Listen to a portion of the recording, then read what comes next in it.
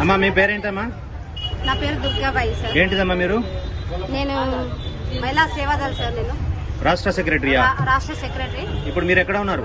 నేను గోడబండలో ఉన్నా sir. Okay అమ్మ నమస్తే అమ్మ. ఎట్లా బస్ ఎట్లా ఫ్రీ మంచిగా అనిపిస్తుంది అమ్మ.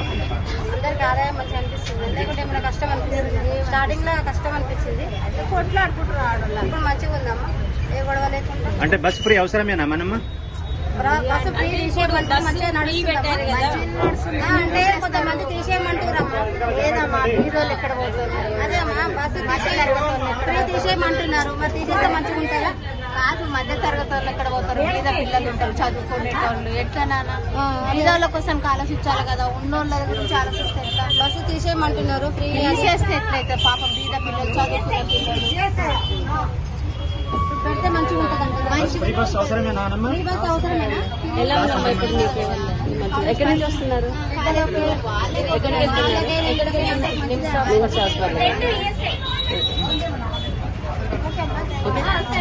Thank you.